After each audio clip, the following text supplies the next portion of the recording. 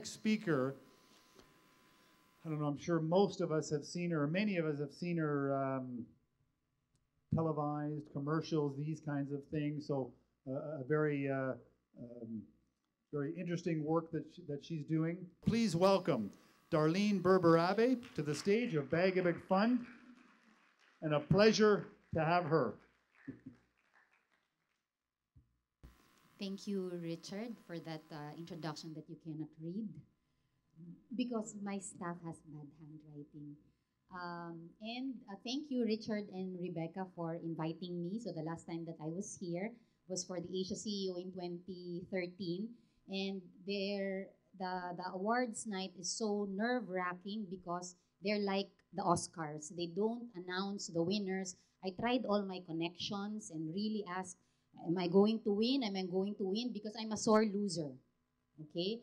And then, of course, my officers were also with me in the table.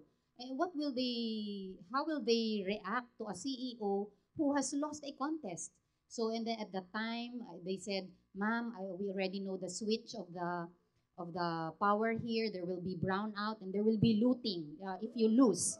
So, okay, thank you. Thank you very much for the words of comfort. So, I would like to mention, so before I start my presentation, I'd like to mention one of my credentials which I'm proudest about, which is not included in the profile that we sent to Richard. In 2012, I won, or I joined the ANC People of the Year in 2012. So it's a Facebook or online contest. So that means that kahit online, pinapatulang ko. Okay? Did I win? No, I did not win. Okay, but why am I proud? I was third. I was voted third. Okay, so probably because you did not vote for me. Okay,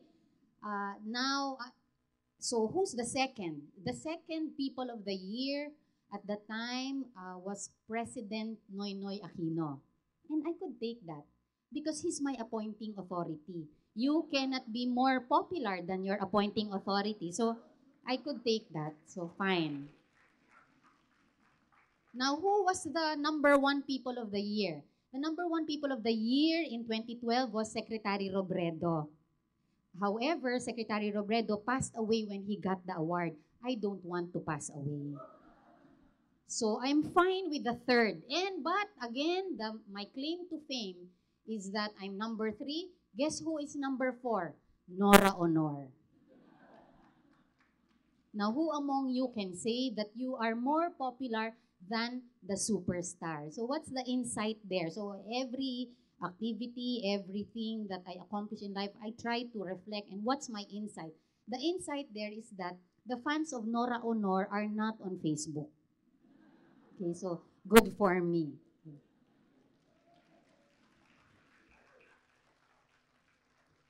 Okay, so they said I'll be given just a short period of time, so I prepared a very short presentation on 192 slides. So I really slashed it because I have so much to say. So first slide is just a collage of my personal story. Okay, the first is my family. Doon muna tayo sa family naman, mamaya na yan. Thank you na agad. Thank you very much. That's I hope that you learned a lot. Okay, so the first picture is my family. So I come from Batangas City. My dad's family is there are 17 siblings. My mom's family, there are 12 siblings. So as you can see, ang pamilya ng Berberabe ay walang kahilig-hilig. And then we're a family of 5. So 3 are lawyers because my father is a frustrated lawyer. He used to be the mayor of Batangas City. And then, okay, the second picture, I have 1 sister. So 2 sisters and 3, we're 2 girls and 3 brothers. I included that picture because when we were growing up, my sister, look, she's so pretty. Okay, so she's her appearance is the same as when she was like 1 year old. When I was a child, no one asked me to be a flower girl. Okay, so I saw a picture that I was in a gown, and they said that they just asked someone to dress me up so that I will not feel insecure. So I would like to give the context that, you know, when you're growing up And when you're always compared to your prettier sister, it takes a lot to struggle and to really build your confidence. But so that was the first challenge in life. She's the prettier, and I said, okay, ate, you will be the prettier, I will be the more intelligent. Okay? But she's also a lawyer, so she hates that joke, but I always tell her. So sometimes in occasions, some people would tell her, oh, so you're the ate, you're the prettier. So, and then she'd call me, and then she'd say, you make me look like I'm stupid, but I'm a lawyer. I prefer to be prettier than smarter. Now, the next picture is my daughter. So I have a 17-year-old. I have a 17-year-old daughter. She's a world karate champion. I would have wanted her to be here. So para naman makilala kayo at para kayo masampulan. Okay, but next time. So I'm very proud of her. She's graduating this year. She's going to UP. Of course, I brainwashed her. She's going to take up applied physics. I said, anak, you're very good. Congratulations. What is applied physics? What do you do? Okay, now this one is when I graduated, I think, in college. So I studied philosophy. I also have a master's in philosophy. I taught philosophy for 10 years in UP. And then I went to the UP College of Law in the evening program. And then, so after becoming a lawyer, I went to a law firm, worked there for 5 years, and then I went to Procter & Gamble, which is a multinational that manufactures Tide, Ariel, Rejoice, Pantene. So as you can imagine, when I was in Procter & Gamble, puro kagandahan ang inaasikaso ko. I really love that life. And if you look at my skin, Dr. Bello, wala pong mancha. Because Ariel is very effective. But our product is Olay, okay? So Olay. So, but also try Ariel or Tide. And then in 2010, I was supposed to be sent to Singapore as an expat. And then Pag-IBIG Fund happened. So it was Vice President Binay who approached me, so I'm sure na nagchichismisan kayo dyan, so I'm sure you're texting your friends, she's recommended by the Vice President, so please wait for me to leave before you resume your discussions. But again, he was the one who recommended me, but my appointing authority is the President of the Philippines, so he could also have refused the recommendation if he felt that I was not qualified for the job. So it's not as if I wasn't employed in 2010. And in fact, initially I declined it because it was, we have been preparing for the move to Singapore for a year now. For a year at that time. And then I thought, konti lang akong kumain, I'm honest, I'm hardworking. I thought that I could lend my dedication and my hard work in government. So everything is smooth until they invite you to Senate investigations. That is the part that I could not really stomach. In 2010, I assumed in November, a week after I was in the Senate investigation for the Globe Asiatic, I lost 6 pounds. So for those who want to lose weight, so aside from whatever the doctors here are recommending, I would also recommend Senate investigation. I could recommend. So now I am in another round of Senate hearings, but again, it's scary. I'm a lawyer, makapal na ang mukha ko, pero nakakatakot pa rin. But I am very much aware of my responsibility in transparency and being accountable. So if you have questions, I will answer them. So tomorrow, I am invited again for the Senate hearing only because the chairman of Pag-IBIG Fund is a politician and Vice President Binay. So as I was telling Don, they won't like me because if they're looking for corruption in Pag-IBIG Fund, they won't find it in Pag-IBIG Fund. So I don't know what happened elsewhere, but what I can say is what happened in Pag-IBIG Fund. So he really let me manage and administer the 400 billion fund of Pag-IBIG Fund. So the next picture is to tell you that I I love to bake and I love to cook. So I also am not scared to be out of job. Okay? Magaling akong, masipag ako, marunong akong mag-bake. I used to sell my cakes when I was in Procter and Gamble, but I don't have a skill in computing how much is the cost. So nalulugi lamang ako. So itinigil ko na rin siya. So I just post the food that I cook and my cakes and pastries in my Facebook. So that is something that I would want to also do when I retire. And then, of course, my most famous is the cookies, the double chocolate cookies. How do I call the cookies? I called it Choc Volante cookies, okay, for political effect, okay? Because it's Choc. So it's Choc Volante. So that's the favorite of my daughter's class. So I would always bake that for Christmas, and so they would know, oh, I like the Choc Volante, but they don't know who's Choc Volante. So that's, and then also, apart from the credentials, I also used to be an aerobics instructress.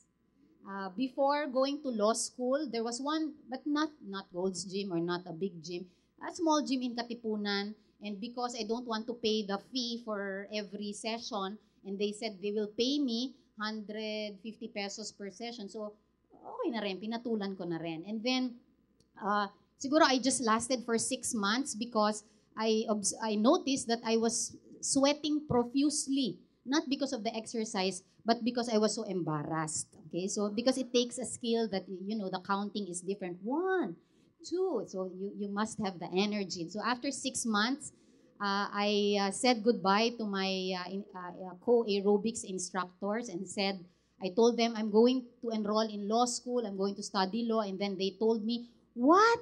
You're going to leave aerobics instruction? The money is there. And then for 35 seconds, I thought about it, and then okay, I said I could still teach aerobics while in law school. Next slide. And then the last, that's the fateful day. That's my first day in Pag-IBIG Fund, and so I have been in government for 4 years now. I'm into my 5th year, and. Do you have beer or maybe we can talk again like after a month or 2, because this has been really very emotional for Pag-IBIG Fund. Why? Because when you're honest and you're trying to do the right thing and then you get dragged into this kind of investigation, it's so frustrating. And then tell me, how would you feel? You're there, you voluntarily answer their questions, you're forthright, and then they tell you, you don't have the right to ask. Sakit yun, sa pride. Okay? But then, okay, so that's their forum, and so again, tomorrow I am invited, so I will be there. Next. So that's my personal background. Next slide. Okay, this I want to introduce Pag-IBIG Fund to you. So Pag-IBIG has a meaning, pagtutulungan sa kinabukasan, ikaw, bangko, industriya, gobyerno. Oh, hindi nyo alam yun, ha? But, so it has a meaning. When I was about to start my stint in Pag-IBIG, Congressman Miro Kimbo, who used to be the president of Pag-IBIG Fund, said, wow, that's the best job in the world. So yes, accept it. And then a week after, I was in the Senate for investigation. So thank you very much. So how much is the total assets of Pag-IBIG Fund? 368 billion pesos. In the first number, I'm just comparing the increment in the membership of Pag-IBIG Fund for the last 6 years. Under the last administration, there was an increase in there was an increase of 2.59 million members. So in 2010, we only had 8 million members. Now we have 14.8 million Pag-IBIG Fund members. In 2010, we already had a board-approved resolution to increase the 100 peso monthly contribution from 100 pesos to 200 pesos. But then our board said, no, don't collect more. And then we said, what will we do? That's the easiest and fastest way to increase the fund. Bahala ka, kaya ka nga presidente. Okay, so what we did was to increase the membership base. So now we have 3.5 million OFW members. So we're trying to really capture them. And another campaign was for us to disseminate all our programs for our members to upgrade voluntarily, because you could increase your monthly contribution. So others are contributing 1,000 pesos, others 2,000. Some OFWs save with us, deposit their 1 million pesos. Why? Because we declare dividends every year. In 2013, our dividend rate was 4.1%.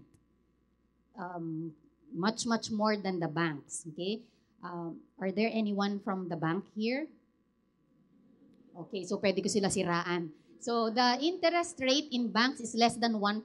So Pag-IBIG Fund is 4% in dividend rate, tax-free, and government guaranteed. So ibig sabihin, tumiklop man ng Pag-IBIG Fund, the government guarantees that they will return your savings. And the money that you put in is your savings. That means that you can withdraw it at the end of membership period.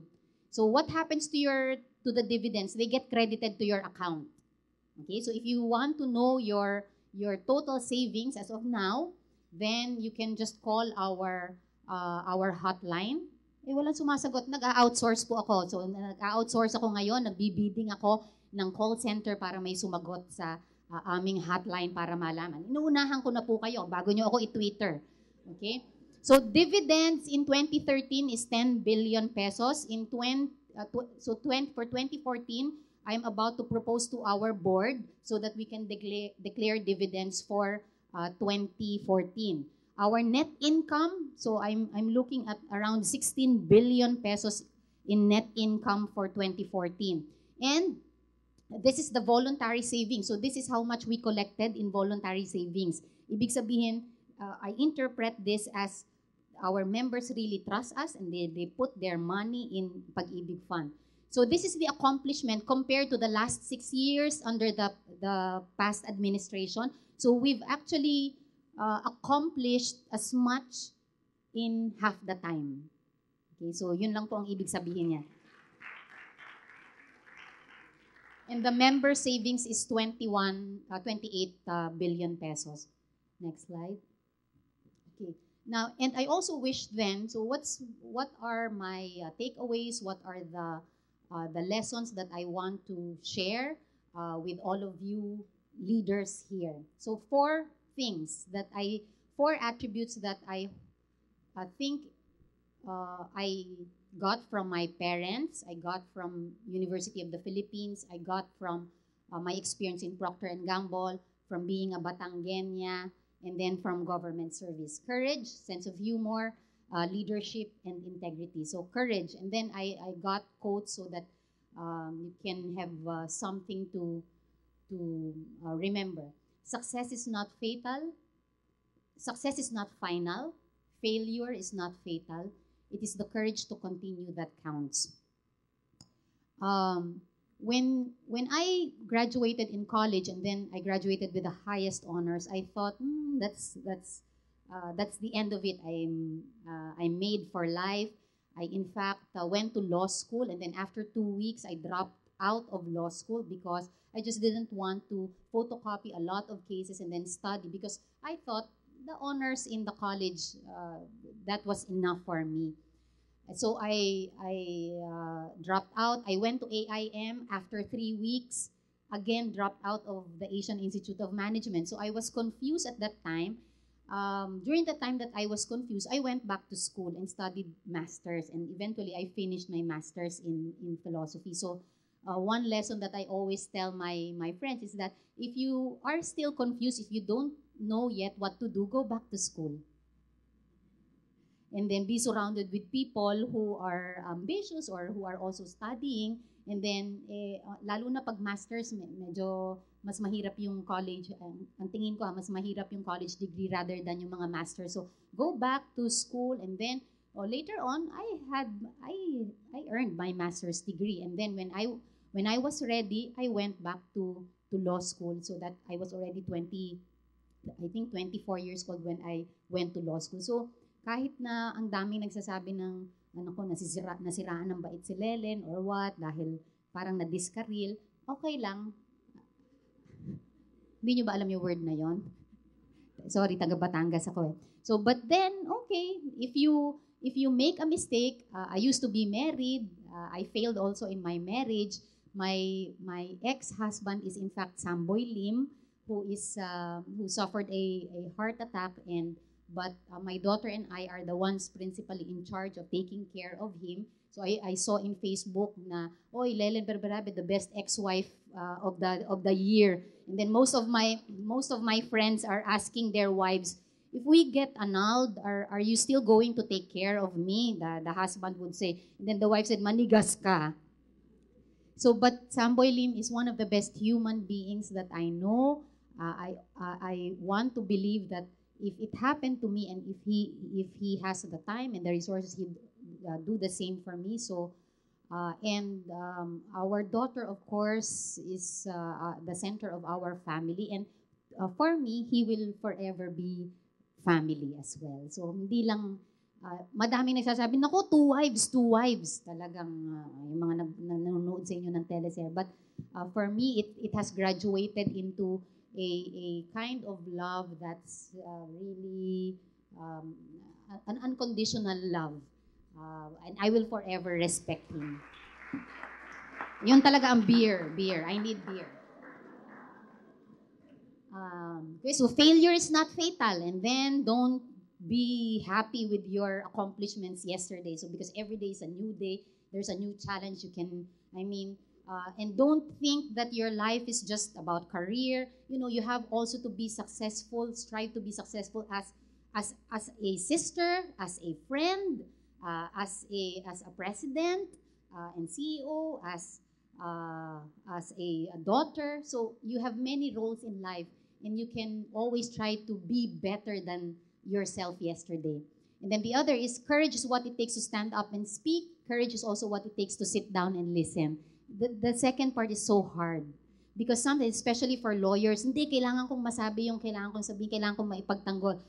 Don't leave any stone unturned. But sometimes, you know, in life, and especially now that you are getting old, so kayo yon, hindi ako, you really have to choose your battles. So, hindi naman lahat ay worthy to take on. Next slide. So, next is sense of humor. Hindi naman masyadong halata, ano? My dad, when he was mayor of Batangas City, he didn't know how to, he didn't speak English well. Mga ano kami probinsyano. And then, ang basa niya sa high C, I would like to thank our sponsor, HIC. And then I would like to greet El Ticol Gutierrez. That means Lieutenant Colonel. So, you know, when we were growing up, sige, tumawa kayo. Eh, kayo ba naging mayor ng Batangas City? So when we were growing up, like the parish priest would always talk about him, talk negatively about our father. Tapos then your classmates would look at you, stare at you, okay ka lang, okay ka lang. I hate that question the most. Yung alam mo na nga hindi okay, tatanungin mo pa, okay ka lang, okay ka lang. Ikaw okay, di ba? Huwag nyo nang tatanungin kung okay, lalo na yung naiiyak-iyak kasi tutulo na talaga yung luha doon. So, but then, okay, inaapi-api siya ng mga intelligensya ng Batangas City. So that's why also, in our family, we really strive to study. So my oldest brother is a surgeon in PGH, and the 3 lawyers are all in government. 2 are in GSIS, and then I'm in Pag-IBIG Fund. So, and then, so why did I give that example under sense of humor? Because I learned that from my father. Ang daddy ko, he's the president of TACOSA. Yung Takot sa Asawa Association. So, nagkaka-mayor. So, pagka ang mami ko, when she would yell at my dad, and he would really be very patient and lovable.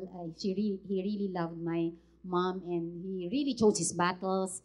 And he was really funny, and even if he had a lot of challenges in life, I think sense of humor really helped him go through life. And you have to take life easy. So choose happiness today by taking life moment by moment, complaining very little. Please, please, please, don't complain. I mean, dati nung bata ako, pag nag-drive sa EDSA, when someone cuts you, hindi pwede, kailangan nakakabawas ng pagkatao ko nung nakat ako. So, hindi, habulin kita. So, but then, it's tiring. It's exhausting. Okay, so kaya nga siya taxi driver, ikaw ay manager. Hindi ba? So, okay na yon. So, it's just perspective. And be thankful for the little things that mean a lot. Be thankful for your good health. Be thankful that you have a job. Be thankful that you have good skin. Be thankful that you have friends. Be thankful that even if you don't have a boyfriend now, you had a boyfriend. Now, or if you are no boyfriend since birth, then good luck, good luck. Next, you say, there's always an answer, it's my choice. Okay? It's my choice to be single. The next is leadership, is the capacity to translate vision into reality. And it doesn't have to be a vision that's highfalutin and, it can be a simple vision. But please, I like the motto, make it happen. When you say something, you make it happen. Small things. It's my dream to go to Europe. Make it happen. Schedule your trip. Rather than everything you're just saying, I want to exercise, but I don't have time. So sometimes I don't want to say that excuse, I don't have time, because I always think of the President of the Republic of the Philippines. If I feel that I'm so busy, I always think of him. There's always someone who's busier than I am. So don't think that you're the busiest. Nako, di ba lagi yung may busy-busyhan, na parang, I can't exercise, I can't. So ako, ang binabawasan ko, tulog. So I would wake up very early and I exercise 6 days a week. So sabihin nyo, wow, hindi halata. Di-disapprove ko ang mga loans nyo. And then the next slide. And then integrity, which is really close to my heart. I've learned so much also from Procter & Gamble, which is a very honest company. And what is the meaning of integrity? It's doing the right thing even when no one is looking. Because it's easier to do the right thing when there are cameras, when you know that it will be documented. But when the dilemma, it confronts you in the face, and you know that you have the possibility that no one will hear about it, my test is always to imagine, if my daughter will learn of this decision, will I be able to face her and tell her and look at her straight and defend my position? If I cannot, if the answer is no, I can't face her, then that means that no, it's wrong. And for me, it has a big value in my life on what my daughter will think of me. And so when she said to me, and when she wrote in her dedication for her graduation picture, one line there is that, dear Mom, thank you so much for your love, and you're exactly who I want to be when I grow up. Wow, that's my best credential, I think. So, syempre, napaiyak ako doon. And I know that my responsibility is to rear a human being. I want her to be one good human being. So, she's pretty, she's tall, she's talented, she's smart. But I told her that even if you have all those things, pero wala kang pakikipagkapwa-tao, wala kang kwentang tao. So, thank you very much. So, that's just my short presentation. I hope you learned something from my experience. Thank you.